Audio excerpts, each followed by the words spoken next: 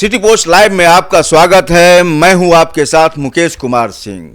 जब जब चुनाव का मौसम आता है तब तब पार्टी छोटी हो या फिर बड़ी, तमाम पार्टियों में यह खलबली मची रहती है कि कोई ऐसा चेहरा हो जाती है जो अपनी जाति का वोट समेटकर उनके खेमे में दे। आज हम बात करेंगे कि बिहार की राजनीति में ऐसे कौन राजपूत नेता हैं जो वोट को इधर से उधर कर सकते हैं। इस खास मुद्दे पर बातचीत करने के लिए सिटी पोस्ट लाइव के मैनेजिंग एडिटर श्रीकांत प्रत्यूष हमारे साथ हैं। श्रीकांत प्रत्यूष जी, हर चुनाव में जातीय नेता की पूछ बढ़ जाती है और तलाश भी शुरू हो जाती है कि ऐसा कोई जातीय नेता मिले जो हमारे पक्ष में वोट कराए। हम जानना चाहते हैं कि ऐसे राजपूत नेता जो बिहार में अभी हैं, जो सक्षम हैं किसी भी पार्टी को वोट कराने में, वो कौन कौन चेहरे हैं ऐसे? देखिए, राजपूत और ठाकुर समाज की जो परंपरा रही है बहुत समृद्ध रही है। बहुत बड़े बड़े ठाकुर वीर पैदा हुए हैं। अब बापू वीर कुंवर सिंह का नाम ले लीजिए, अंग्रेज़ों के छक्के छुड़ा दिए 80 साल की उम्र में।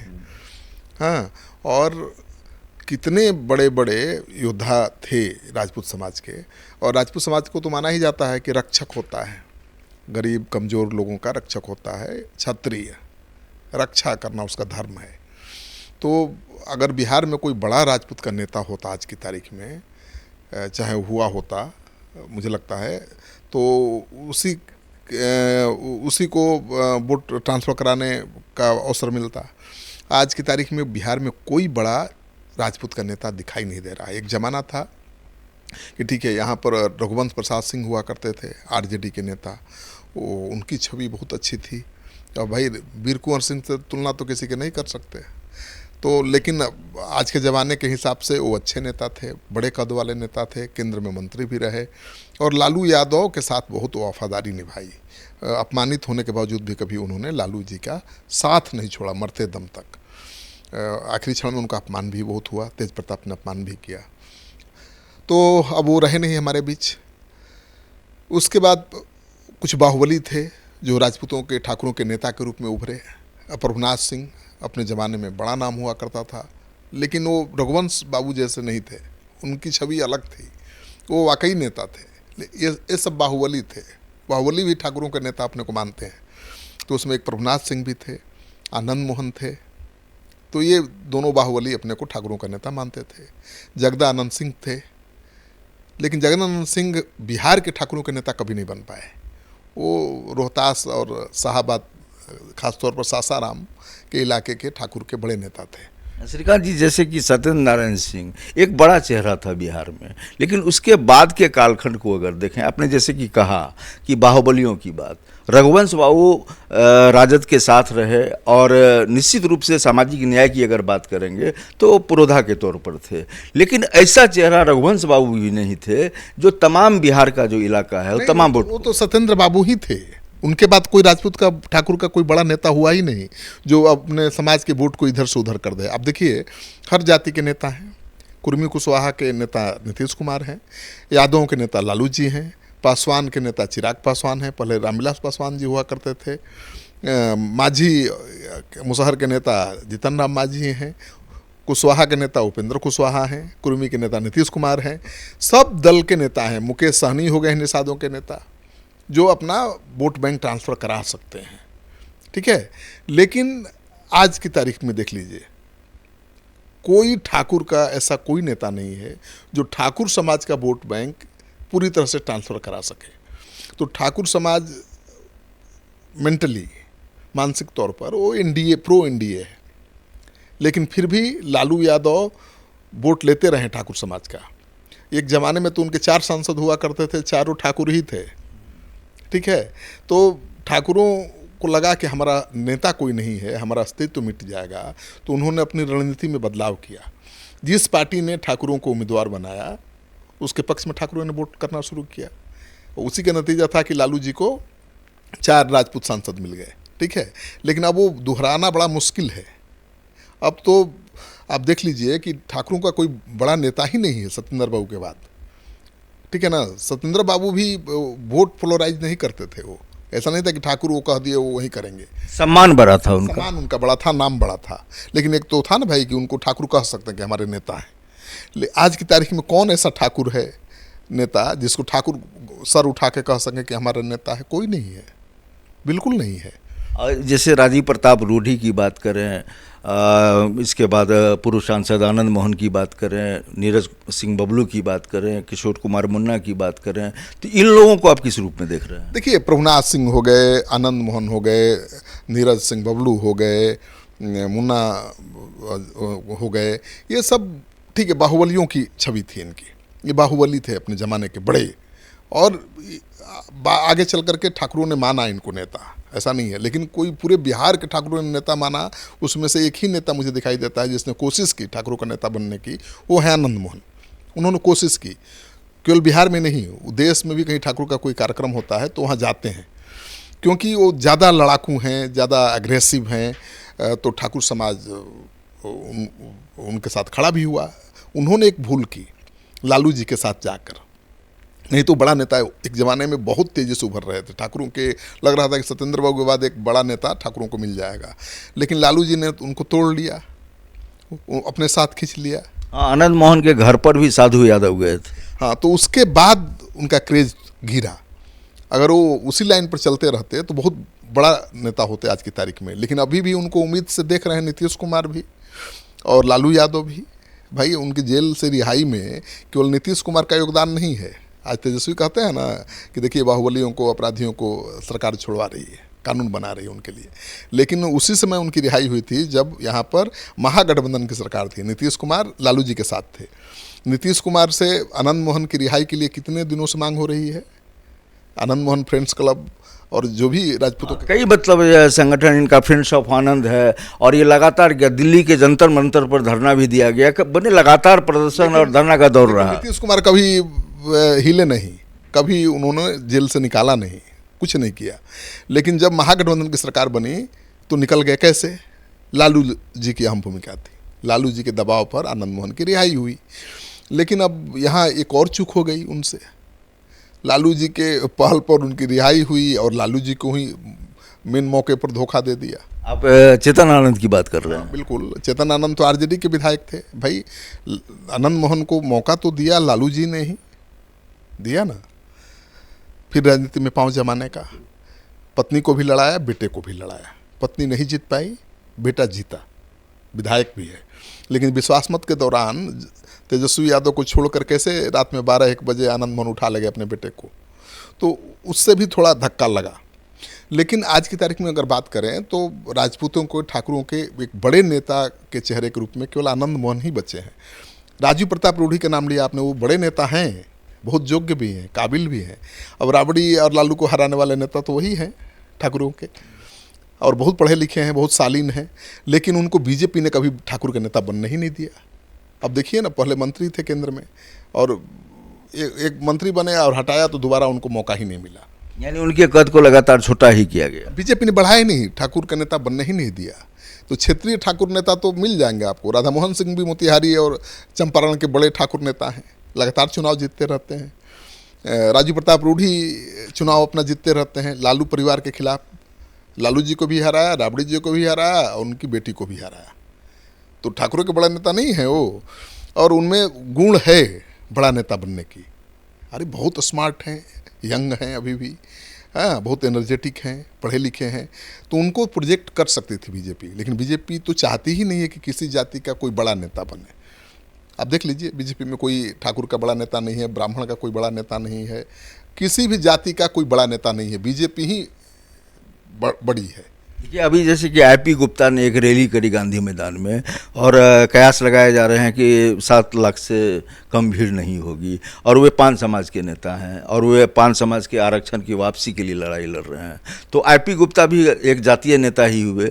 लेकिन हम मोटे तौर पर आपसे जानना चाहेंगे, चूँकि चुनाव अब सामने है, राजपूतों के वोट को ट्रांसफ़र कराने वाले मैंने जो 38 ज़िले हैं हमारे, उसके अलावा जितने भी विधानसभा हैं, तो कोई ऐसे नेता आपको नज़र आ रहे हैं जैसे वो अगर मिथिलांचल के हों तो वो प्रभाव उनका सारण की तरफ हो, ऐसे कोई नेता आपको नज़र नहीं आ रहे हैं? तो अगर मोटे तौर पर कहें तो अगर राजपूत नेता की अगर बात मानने की बारी आएगी तो वह कौन नेता है जिनकी थोड़ी बहुत भी बात मानी आज जाए? की तारीख में तो आनंद मोहन ही है, बड़ा चेहरा।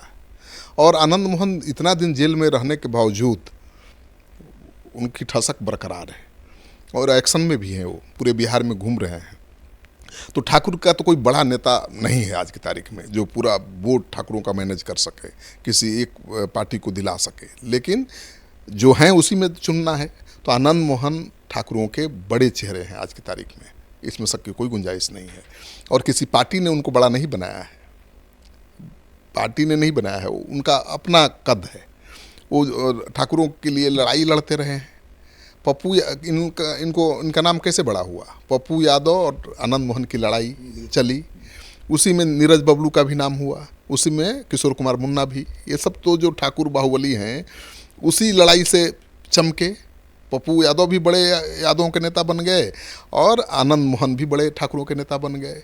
किशोर कुमार मुन्ना भी अपने इलाके के बड़े नेता बन गए और नीरज कुमार बबलू भी बन गए। तो बने तो उनको तो फायदा मिल गया, वो मंत्री बन गए, ठीक है, विधायक बन गए। लेकिन ठाकुर समाज को क्या मिला? कुछ नहीं मिला।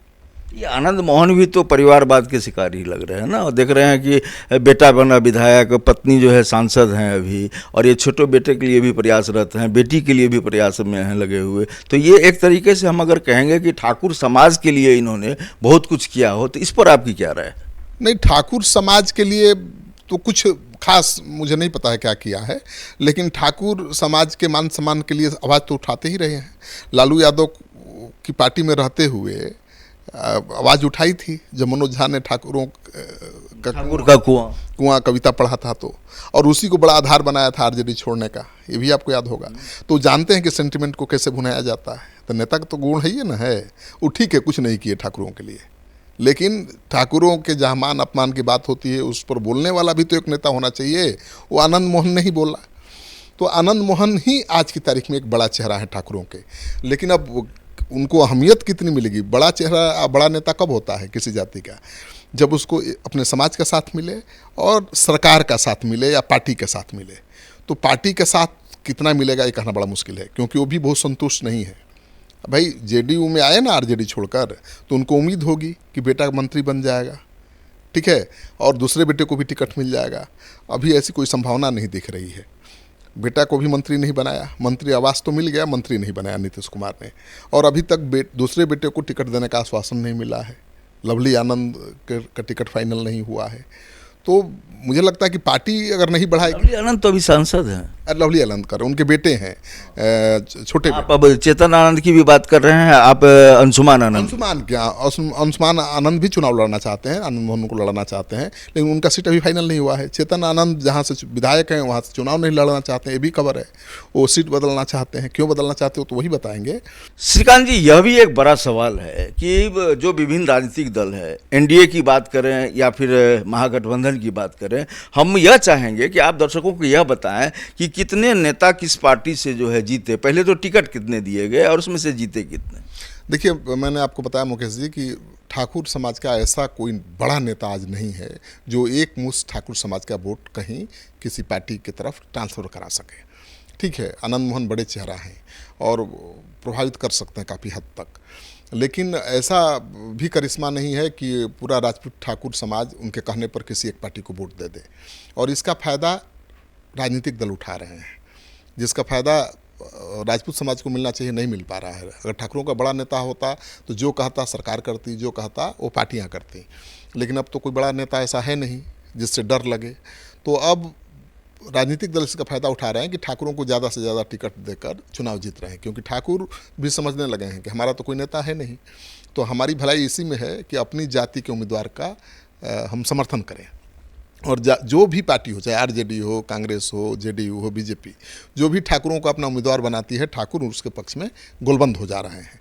तो मैंने पहले भी बताया था कि आरजेडी के तो एक ज़माने में 4-4 ठाकुर राजपूत सांसद हुआ करते थे।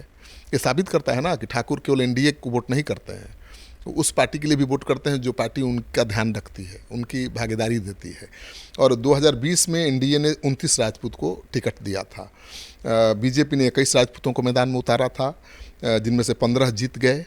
जेडीयू ने 7 राजपूत को उतारा था, 2 ही जीत पाए। वहीं 2 वीआईपी के टिकट पर जीते राजपूत। और इस तरह से एनडीए के 29 टिकट में से 19 राजपूत विधानसभा पहुँचे जीतकर चुनाव। और दूसरी बात करें, महागठबंधन ने 18 राजपूतों को टिकट दिया और तेजस्वी यादव के नेतृत्व वाले महागठबंधन ने 18 राजपूतों को टिकट दिया, जिनमें से महज 8 उम्मीदवार ही जीत पाए चुनाव। आरजेडी ने 8 राजपूतों को टिकट दिया था, जिनमें से 7 उम्मीदवार जीते। कांग्रेस ने 10 लोगों को उम्मीदवार बनाया था, लेकिन 10 में से 1 ही राजपूत उम्मीदवार जीत पाया। इसके अलावा निर्दलीय राजपूत एक विधायक बना। तो 2015 में 20 राजपूत विधायक जीते थे। 2015 के विधानसभा चुनाव में बीजेपी के 9, आरजेडी के 2, जेडीयू के 6, कांग्रेस से 3 राजपूत विधायक जीते थे। ऐसे में बीजेपी और आरजेडी में राजपूतों की जीत में इजाफा तो हुआ है, लेकिन जेडीयू के राजपूत उम्मीदवारों की जीत में कमी आई है। तो मानकर चले कि राजपूतों का झुकाव हाल के दिनों में बीजेपी की तरफ बहुत बढ़ा है। बीजेपी जितना ज़्यादा राजपूतों को चुनाव लड़ाती है, ज़्यादा जीतते हैं। जेडीयू कोशिश करती है, लेकिन वो सफलता नहीं मिल पाती है। राजपूत वोटरों का एनडीए की तरफ झुकाव रहने का फ़ायदा बीजेपी को सीधा मिल रहा है।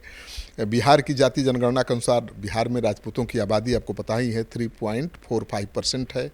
और इसे मतलब आंकड़े से इत्तेफाक रख रहे हैं आप? नहीं, अब देखिए, जाति जनगणना के आंकड़े पर तो कई लोग सवाल उठा रहे हैं। ब्राह्मण भी कह रहे हैं कि मेरी जनसंख्या कम कर दी गई, दिखाई गई। हर जाति के लोग कुछ न कुछ सवाल उठा रहे हैं, ठाकुर भी उठा रहे हैं। तो मुझे लगता है कि बिहार में 5% से ज़्यादा ठाकुर होंगे और इससे थोड़ा ज़्यादा ब्राह्मण होंगे, और ठाकुर ब्राह्मण और के से थोड़ा सा कम भूमिहार होंगे। लेकिन आप देखिए, फिर भी ठाकुरों की गोलबंदी का नतीजा अपने उम्मीदवार के पक्ष में होने का, कि सबसे ज़्यादा विधायक ठाकुर ही हैं, ठीक है ना। दूसरे नंबर पर भूमिहार हैं, अब ब्राह्मण तो किसी नंबर पर नहीं है। तो ठाकुर ऐसा कैसे कर रहे हैं? नहीं, जीत में देख लीजिए, विधायकों की संख्या देख लीजिए, क्योंकि वो गोलबंद नहीं है। उनका वोट प्रसाद की तरह है, भगवान के प्रसाद की तरह जो बट जाता है, तो उनको टिकट भी नहीं मिलता। जनसंख्या ज़्यादा है, फिर भी टिकट कम मिलता है, चुनाव भी कम जीतते हैं, क्योंकि गोलबंदी नहीं हो पाती है। श्रीकांत, ये तो आप साफ कह रहे हैं कि जो राजपूत के उम्मीदवार हैं उनको राजपूत के मतदाता वोट देते हैं, किसी राजपूत नेता के कहने पर नहीं देते हैं। वो अगर राजपूत नेता के कहने पर देते तो राजपूतों का कल्याण ही हो जाता, ठीक है ना। उनके लिए भी सरकार करती कुछ खास, लेकिन राजपूत का कोई नेता नहीं है। इसका फायदा राजनीतिक दल उठा रहे हैं ना, उनको टिकट दे के चुनाव लड़ा रहे हैं, राजपूत का वोट मिल गया। और राजपूत जहाँ हैं वहाँ और भी वोट बैंक जुड़ जाते हैं ना। राजपूत तो रक्षक हैं समाज के, तो जहाँ उनको टिकट मिलेगा तो उनके साथ अति पिछड़ा दलित भी कुछ आ जाएगा, क्योंकि उन्हीं के खेतों में काम करता है, उनके साथ ही जीना मरना है, ठीक है। तो राजपूत की जीत का यही कारण है। और पार्टी का भी वोट बैंक है अपना। तो भाई आरजेडी से लड़ेंगे तो मुस्लिम यादव का तो मिल ही जाएगा, ठाकुरों का एक मुश्त वोट मिल जाएगा, और अति पिछड़ा दलित ब्राह्मण का भी वोट मिल जाता है ठाकुरों को। तो ठाकुर अगर जिंदा है आज की राजनीति में, तो अपनी गोलबंदी के कारण जिंदा है, लेकिन कोई नेता के कारण नहीं। अगर नेता होता ठाकुरों का कोई बड़ा जो उनका वोट ट्रांसफ़र करा सकता था, तब तो ठाकुर जो कहते हैं वही होता। ठाकुरों से कौन लड़ता, कौन पागल है? कितनी बड़ी बात कह दी है श्रीकांत प्रत्युष जी ने कि राजपूतों का कोई नेता नहीं है, लेकिन जहां से राजपूत उम्मीदवार खड़े होते हैं तो उनके साथ राजपूत समाज के अलावा भी विभिन्न समाज के लोग आ जाते हैं। लेकिन राजपूत अगर के नेता की बात करें तो बिहार में कोई भी ऐसा बड़ा राजपूत नेता नहीं है जो कुछ कहें और राजपूत समाज मान ले। यानी कि वोट ट्रांसफर कराने की क्षमता किसी भी राजपूत नेता में नहीं है। बिहार में राजपूत नेता नहीं है। इस डिबेट में इतना ही। आपको यह डिबेट कैसा लगा, अपनी राय जरूर रखिएगा और लगातार बने रहिए सिटी पोस्ट के साथ।